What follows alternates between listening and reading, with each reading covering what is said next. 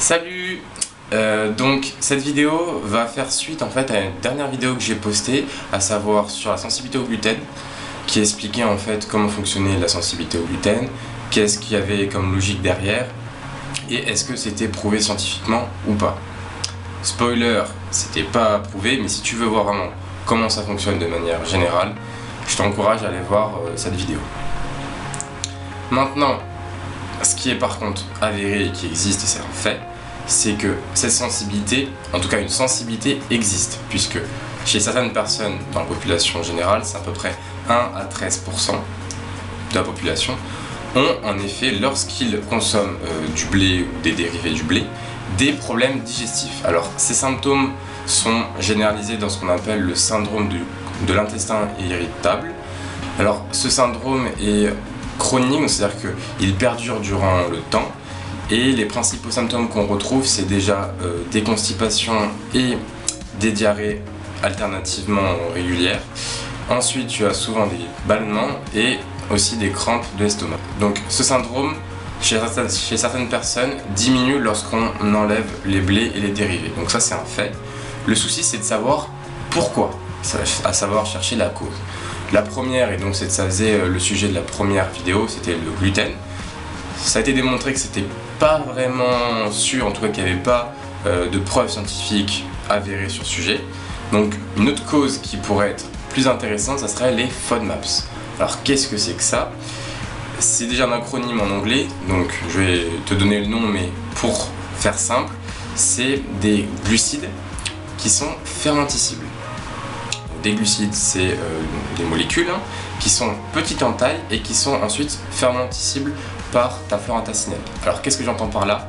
Quand tu ingères des aliments, tu vas les digérer dans ton intestin, dans ton estomac, tout ça, mais tu ne vas pas digérer l'entièreté de ce que tu as ingéré. Il y a une partie qui va continuer son chemin et qui va justement après être utilisée par ta flore intestinale.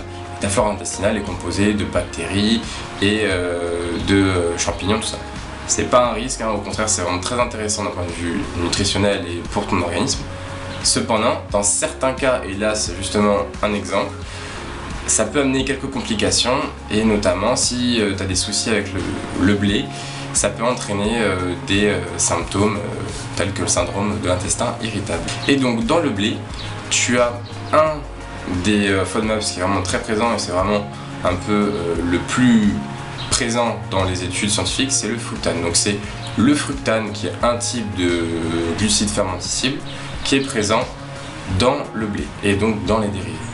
Alors maintenant, est-ce que si on retire ces FODMAPs, est-ce que ça a une réelle amélioration? Parce qu'on a vu que ça pouvait être le gluten, pas de preuves scientifiques, donc est-ce que les FODMAPs ont un intérêt à être retirés? Pour ça, plusieurs études sont présentes. Déjà d'un point de vue quantitatif, si je puis dire, tu as une étude qui a été faite sur des enfants américains qui avaient justement ce syndrome de l'intestin irritable, et lorsqu'on leur mettait en place ce régime, donc on réduisait les FODMAPs, uniquement les FODMAPs, c'est, si tu veux voir vraiment le protocole, tu as la source en description, mais voilà, ils retiraient uniquement ça, et il y avait une amélioration des épisodes de crise de ce symptôme. Donc en gros, les ballonnements, les crampes d'estomac, tout ça, réduisaient en fréquence par rapport à un régime traditionnel. Deuxième élément, deuxième étude qui parle, ça améliorait, puisque c'est des études scientifiques donc c'est toujours au conditionnel, c'est jamais sûr à 100%, ça améliorait l'état nutritionnel en son ensemble. Donc pour ça, ils ont regardé différents marqueurs biologiques et ils sont aperçus que ces marqueurs, donc qui sont des éléments de ton organisme, s'amélioraient, et donc que ton état nutritionnel en globalité s'améliorait lorsque tu faisais ce régime. Et le dernier point, c'est que ça réduirait les épisodes de diarrhée et de constipation. Donc ça régulerait un peu l'ensemble, donc ça c'est quand même assez intéressant. Néanmoins, il faut garder en tête que cette pathologie, si on peut l'appeler ça comme ça, est multifactorielle. Donc c'est-à-dire qu'il y a plusieurs causes qui amènent ces complications digestives.